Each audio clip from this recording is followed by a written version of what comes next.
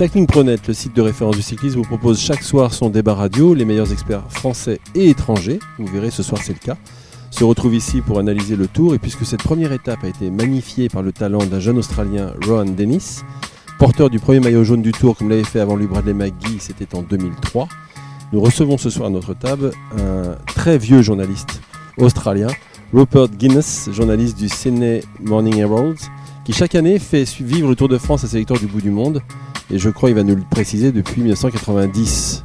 François Thomazeau nous retrouve également, François Thomazeau, journaliste et écrivain, de même que Julien Prétot de l'agence Reuters. Alors avant d'en débattre, rappelons les faits importants de cette journée. Dennis a gagné cette étape en dominant tous les meilleurs rouleurs du monde. Tony Martin a fini à 5 secondes, Fabian Cancellara à 6 secondes et Tom Dumoulin à 8 secondes. Rupert, es-tu surpris de la performance de ton jeune compatriote ? Je ne suis pas surpris par son performance, mais quand même je suis surpris parce qu'il a gagné finalement. Il a fini plusieurs fois deuxième, troisième, cinquième, mais il n'a jamais gagné un contre-la-montre individuel depuis qu'il est devenu professionnel, il y a 2 ans, 3 ans. Alors pour lui et pour tous les journalistes qui l'ont suivi, on attendait depuis longtemps pour sa première victoire comme ça. Et aujourd'hui, il a choisi le meilleur moment, je crois, pour sa carrière de faire ça. François, en l'occurrence, Rohan Dennis a un parcours formidable, puisque depuis qu'il est junior, on le présente comme un champion. Il a été champion du monde dans les catégories de jeunes, présenté comme un grand espoir depuis longtemps. Le fait qu'il ait rejoint Alan Paper l'an dernier au mois d'août, ce qui est très rare, un transfert comme dans le football, est-ce que ça peut expliquer aussi sa réussite du jour ? Toujours les hommes qui t'entourent et le choix des personnes que tu prends. Et puis Alan Paper, on le connaît, c'est quelqu'un qui a beaucoup de charisme, c'est quelqu'un qui a énormément d'expérience, c'est un homme hors du commun, un personnage assez particulier dans le vélo. Donc ça a pu certainement avoir une influence. Après moi ça fait 2 jours, c'est marrant, ça m'est arrivé souvent. Le premier mec que j'interviewe sur le Tour de France, souvent il brille. Et la première personne que j'ai interviewée en arrivant, c'est Rohan Dennis pour lui poser la question. Et il disait d'emblée, moi je vise la première place. Quand je commence une course, c'est jamais pour faire 2, pour faire 3, c'est vraiment la première place. Et comme l'a rappelé Rupert, il était devenu un petit poulidor, hein. Des médailles d'argent, il en a collectionné, des places d'honneur, il en a collectionné. Et souvent, il était dans cette position, il attendait dans on appelle le kiss and cry, là, tu sais, la petite cahute où tu attends les résultats. Et souvent, il restait là des heures et des heures. Et hop, juste au moment où il pensait avoir gagné, c'était raté. Donc là, pour lui, je pense qu'il avait vraiment une niaque, une envie de faire dans ce tour. Et là, ça s'est vu. Peut-être que l'idée de partir tôt aussi, c'était pas si idiot. On a vu qu'ils ont pas si mal marché. Et voilà, moi je pense que c'est tout simplement mérité. Puisqu'il est jeune encore, il n'a que 25 ans, on va demander au plus jeune de cette bande, à Julien Prétot, ce qu'il envisage pour Rohan Dennis cette semaine. Est-ce que d'après toi, il peut garder le maillot longtemps, ou bien les intérêts de l'équipe BMC en faveur de Tejay Van Garderen vont devoir malheureusement lui faire perdre le paletot? Moi, je pense que les intérêts vont être communs, hein. Ils vont rouler. Ils aiment bien ça. En plus, BMC rouler devant en début de tour. On l'a vu avec les derniers tours de Cadel, hein. Ils aimaient vraiment rouler devant. Ils vont continuer à le faire. Après, il va s'accrocher comme il peut, je pense. Mais il peut le garder un peu. Ouais. Rupert, il bat des rouleurs incroyables qui ont tous des titres mondiaux. Enfin, pas Tom Dumoulin, mais en tout cas Tony Martin et Fabian Cancellara. Est-ce que tu penses que c'est un changement de génération? Est-ce que Rohan Dennis est en train de mettre sur le pavé des coureurs qui ont déjà tout gagné et qui sont pas vieillissants, mais enfin, qui sont pas non plus de la première jeunesse? Oui, je crois que probablement c'est le cas, mais quand même Tony Martin et Cancellara, ils sont toujours forts, hein, parce qu'on a vu le temps qu'ils ont fait aujourd'hui. Rohan, il les a battus seulement par 5 et 6 secondes. Alors, ils ont toujours un niveau très haut. Et c'est comme ça que la victoire de Rohan Dennis est vraiment une victoire 100% bien méritée, parce que Cancellara et Martin, ils ont allé jusqu'au bloc, et finalement il fallait que Rohan qu'il batte le meilleur pour le 2e et 3e meilleur maintenant. Julien? Ouais, en ce qui concerne Cancellara, il faut quand même rappeler qu'il a une saison super difficile, donc alors ça n'enlève rien à la victoire de Dennis, hein. Comme Rupert l'a dit, il la mérite largement, mais Cancellara a une saison difficile, donc je pense qu'il est encore là pour 2 ans. Et Martin encore, il n'est pas parti. François ? Moi, ce qui m'intéresse dans cette affaire, c'est aussi le fait que ça fait très longtemps qu'on annonce des coureurs de contre-la-montre australiens de très très haut niveau, puisqu'on sait qu'ils ont des équipes de poursuite qui n'arrêtent pas de gagner, ou en tout cas de se placer au plus haut niveau mondial. Et il y avait un certain nombre de noms qu'on voyait passer, Hepburn ou d'autres, et on se disait, bon, ils promettent sur piste, ils promettent dans les rangs juniors ou amateurs, et puis après, sur les grandes courses, on n'a pas encore le grand rouleur que le cyclisme australien promettait. Tu crois qu'Orowan, c'est celui-là ? Oui, je pense, parce que, comme tu as dit, il y avait des autres, comme tu as dit, Hepburn, même Luke Durbridge aussi. Mais finalement, je crois qu'une victoire contre le montre, particulièrement au début d'un tour, quand tout le monde sont frais, la course est jusqu'au départ. Et je crois que Rowan, il a fait son impression sur le milieu du cyclisme, qu'il est un vrai spécialiste contre le montre. Mais aussi, il peut grimper aussi. Je crois qu'on va voir au deuxième et troisième semaine qu'il sera jusqu'à côté de Vanguard au dernier col, je crois.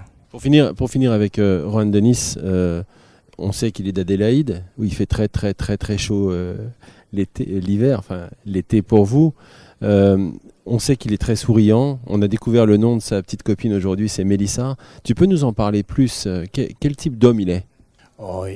C'est un type il aime bien de faire les plaisanteries. Il se rigole souvent au dehors de la course. Mais quand il était jeune, je crois qu'il a fait ça même pendant ses courses aussi, mais maintenant il a gagné beaucoup de maturité.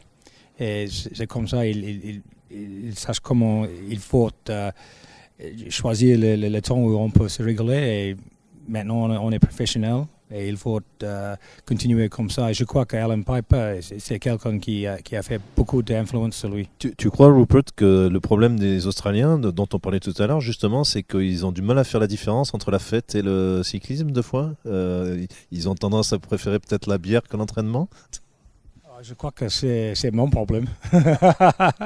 Si on parle à mon rédacteur en chef, parce que c'est bien que j'aime bien le rosé, mais on parle des coureurs. On voit avec l'équipe Orica Green Edge, parce que souvent ils sont comme ça. Mais il faut vraiment être sûr. Il y a la différence entre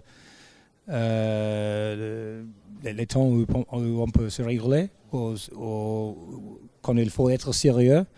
La différence est vraiment, comment on dit, ténue, oui. En fait, ce qui est étonnant avec Rupert, c'est que c'est pas un vrai Australien. Les vrais Australiens boivent de la bière, pas du rosé.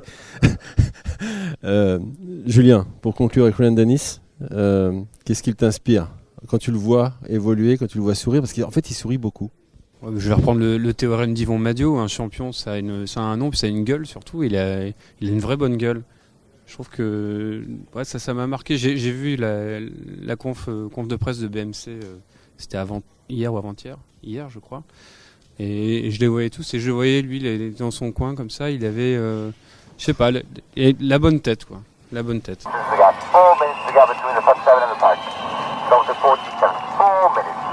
Bien, dans cette étape, il y avait la course des rouleurs, gagnée par Rohan Dennis. Il y a la course des prétendants au podium.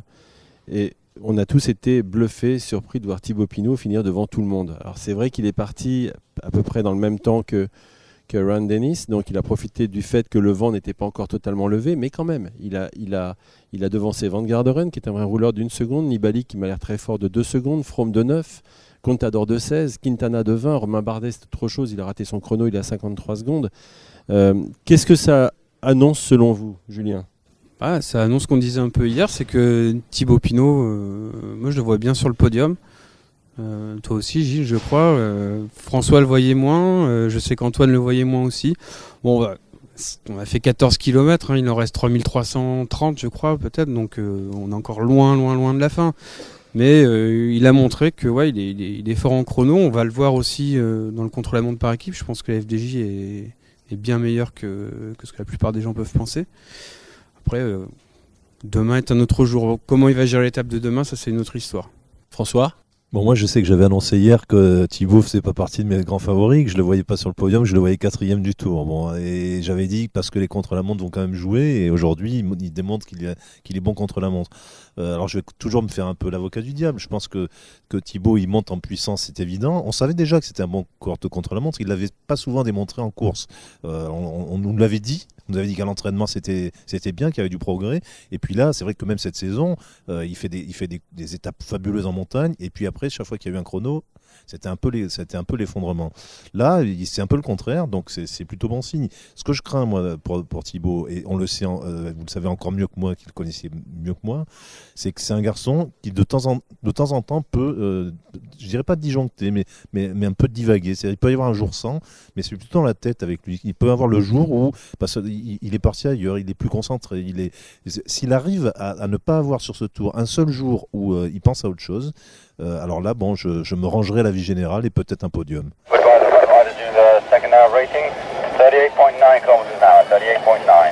Bien, voilà pour la partie Thibaut Pinot et pour la satisfaction française du jour. Demain, c'est l'étape des polders. Jusqu'à 11h ce matin, on annonçait la grosse chaleur avec un vent à 10 km/h, ce qui rassurait tout le monde. Et il s'avère que finalement, l'orage est annoncé et que le vent va souffler par moment à 50 km/h de côté sur les polders de 15h à 17h, donc en pleine étape. Est-ce que tu penses, Rupert, toi qui connais très très bien le cyclisme, qu'on va assister à une vraie bataille, sachant que les rouleurs comme Cancellara, Tony Martin ou Tom Dumoulin sont très forts dans ces courses de bordure et qui ont quand même plutôt intérêt à venir embêter ton petit Rohan? Alors, oui, j'attends une étape fabuleuse, un vrai classique quand même. Même avec le vent et sans le vent, ça va être vraiment vite et il y aura beaucoup des attaques, je crois. Mais pour Rohan, je pense qu'il veut garder le maillot jaune. Ça va être difficile parce qu'en même temps, l'équipe de BMC, il veut aussi de protéger Van Garderen. Et je crois qu'ils vont rester autour de Van Garderen, comme ils ont fait avec Evans 2011. Et alors pour Rohan, peut-être il va, pour se défendre, ou pour défendre le maillot jaune, il faudra qu'il prenne l'avantage des autres équipes, les équipes des sprinters comme ça. Mais finalement, je crois qu'il y aura un sprint massif. Pour lui et pour les autres coureurs, ça dépend la chance ou la malchance avec un mécanique ou une chute ou quelque chose comme ça. Ouais, moi je pense pas. Enfin, moi je suis un peu comme Rupert. Je pense qu'il va y avoir de l'action. C'est la deuxième étape du Tour. Il y aura bien évidemment beaucoup de tension. Tout le monde va être extrêmement concentré parce qu'on annonce la pluie. Après, on s'est trompé sur la météo du jour, donc on peut aussi se tromper sur la météo de demain. Je ne crois pas trop aux bordures. Je les vois plutôt moi du côté d'Abbeville, les bordures dans ce Tour.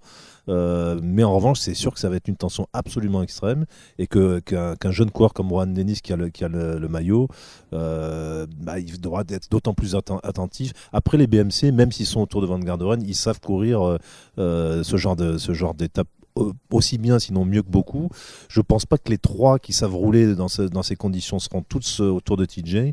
Moi, je mettrais bien un Quinzuato ou un autre pour protéger quand même un maillot jaune, parce qu'un maillot jaune, ça se défend, et je pense que BMC le défendra. Malgré tout, on va rester coincé sur cette météo qui n'est pas annoncée bonne. Alors, c'est vrai que c'est juste une hypothèse. Demain, on peut être contrarié par le fait qu'il n'y ait pas de vent. Malgré tout, s'il y en a, Julien, quel coureur parmi les gros, parmi les 4 magnifiques ou ceux qui suivent, risque le plus demain? Froome, parce qu'il a du mal à faire bien du vélo? Non, je dirais Quintana. Moi, je pense que Quintana, s'il y a du vent, a plus à craindre que les 3 autres. Enfin, 3, 4, 5 autres. Souvent, quand même, Movistar, ils se font avoir dans ce genre d'étape. Donc, j'ai un peu peur pour lui. Je sais qu'ils ont des rouleurs, des rouleurs, des mecs de chrono, mais je sais pas. Je le sens moins bien que les autres. Froome, je pense que ça ira. Contador, Nibali, je me fais aucun souci pour eux. Pinot, on verra.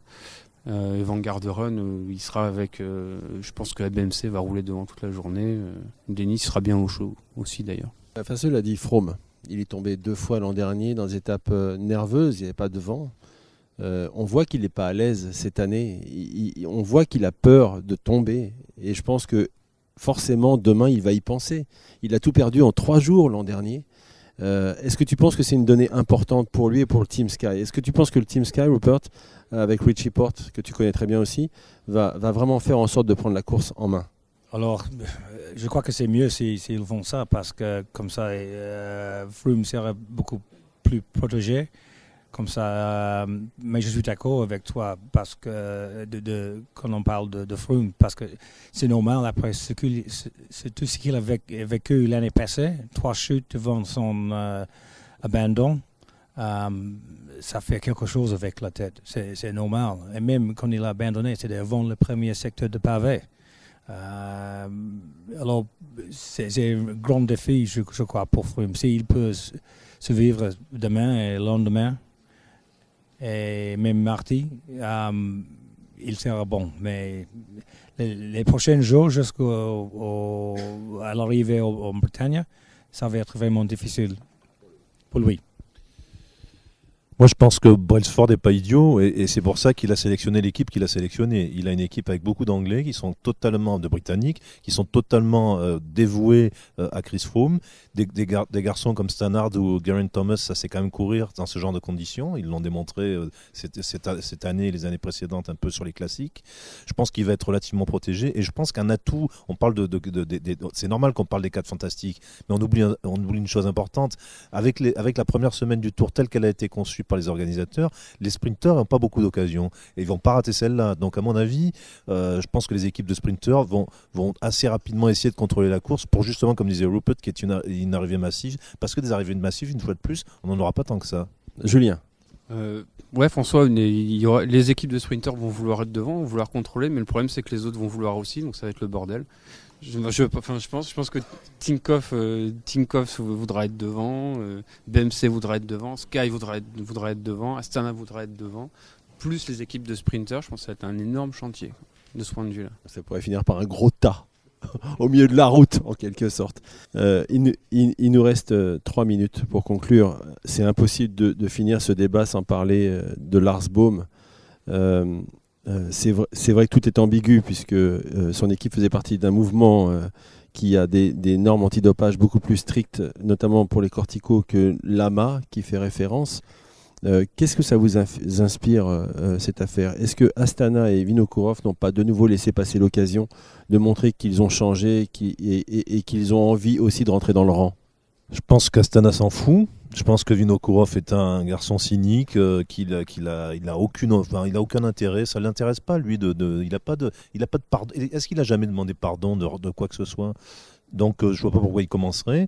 Les Astana, depuis 2 contrôles positifs, ils gardent à l'arraché leur licence.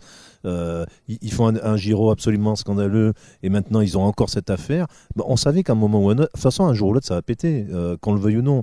Donc c'est un peu reculé pour mieux sauter. Lars Boom, l'histoire elle-même c'est un épiphénomène, c'est pas grave, mais ça vient s'ajouter à tout un lourd passif. Moi je ne connais personne qui croit que Astana doit être là. Ici autour, même dans le peloton. Je ne connais personne qui... Tout le monde sont complètement confondus avec toutes les circonstances de cette histoire d'Astana depuis l'année passée, même avant. Et jusqu'à aujourd'hui, je crois que le sport serait beaucoup mieux s'il n'était pas là, s'il était viré de le sport.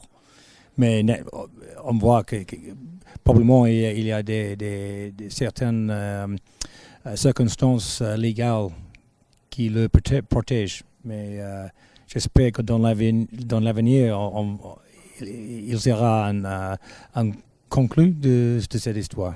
Julien. Ouais, moi je pense que Vinokourov il avait l'occasion, en faisant un petit sacrifice, donc le sacrifice de Bohm, en lui interdisant le départ, de rendre service à tout le monde, de rendre service à tout le peloton, de rendre service au vélo, de rendre service au Tour. Il l'a pas fait, mais enfin bon, je pense qu'ici autour de cette table personne n'est surpris et même pas déçu parce que c'est pas surprenant. Voilà, c'est peut-être un peu dommage pour Nibali, mais parce qu'il va payer très très cher à mon avis cette histoire pendant tout le Tour. J'espère qu'il va pas prendre le maillot, mais bon, c'est lui qui a choisi son équipe aussi, hein. Bien, messieurs, on va conclure. Vous le savez, sur le site cyclingpro.net, pendant tout le Tour de France, il y a un concours de pronostics. qui concerne tous nos lecteurs. Chaque jour, on doit désigner un vainqueur. Et bien, on va le faire chacun, à notre tour. Qui va gagner l'étape demain? Rupert. Mark Cavendish, parce qu'il a une équipe qui aime bien la course de demain. Ils ont de bons rouleurs. Et Mark Renshaw, pour lui, pour le sprint, c'est une équipe. Et ils seront vraiment confortables dans cette étape, je crois. Avec le vent, sans le vent, avec la chaleur, avec la pluie. Alors, je crois Mark Cavendish. Je suis d'accord, j'aurais dit la même chose. Je pense que Cavendish, il est vraiment revenu sur le tour après sa déception de l'an dernier. On l'a vu, c'est le sale gosse à nouveau. Il est en conférence de presse, il a été absolument imbuvable. Donc il est motivé et je pense qu'il va gagner. D'autant que Christophe et les autres sprinteurs qui ont marché cette année me semblent un peu moins forts en ce moment. Donc je dirais Cavendish. Bon, juste pour vous embêter, je vais dire Christophe. Et parce que j'aime bien les baroutes d'honneur, je vais dire Cancellara. Et tout seul. Avouez quand même que là, je prends des risques. Hein, c'est quand même quelque chose. Rupert, merci beaucoup de nous avoir rejoints ce soir. François Thomazeau, Julien Préto, merci. Cette émission a été réalisée par Olivier Léroc. Et à demain.